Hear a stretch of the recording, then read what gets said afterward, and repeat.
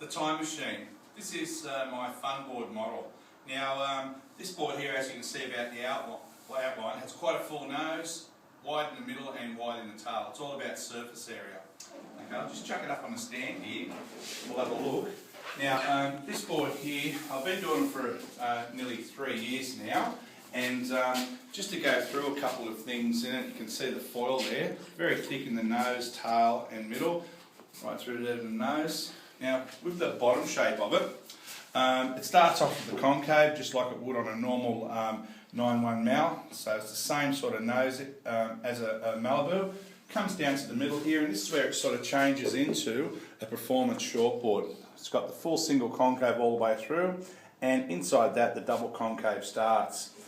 Here between your front foot and back foot, the double concave is quite pronounced inside the single, and then you get to where your back foot would be, and it's just completely flat between the rail, stringer, and the other rail with the double concave, and then behind the back foot, the heavy V.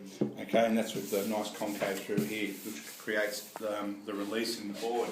Now, this rocker being very flat and that bottom shape we just talked about just makes these boards go really fast. You can see by the surface area in the board, and there's the release that we just seen, they go unbelievable. Now, originally when I started doing these, I had a fin box in the middle and we did the 2-in-1 setup. So that now, after all the testing in the last 2 years of the team riders, this 4-fin setup seems to be the best that everyone likes the most. Now, as well, with the rear fin, we're using a centre fin as the rear fin. We're just finding, like on a tri-fin, because this fin actually sort of is turning in more of an arc the way when you're turning the board, that inside foil being like this, it acts a bit more like a tri-fin to a point with a bit more drive. So we've just found without the flatter fin on the back fins, putting the centre one in, you get a lot more drive.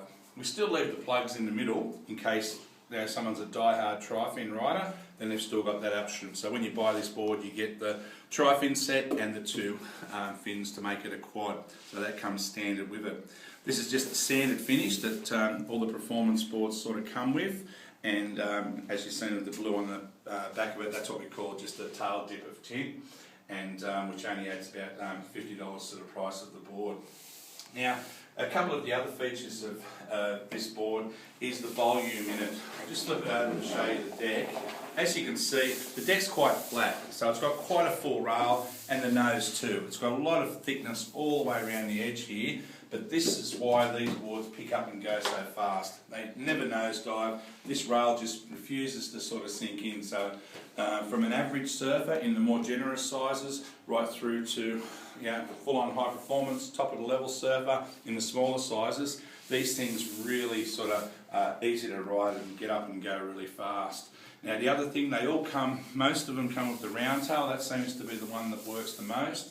But if you have a preference for a diamond tail, square tail, whatever tail, that can be changed. It's not sort of set in stone that it has to be a round tail. So, it can be varied a little bit.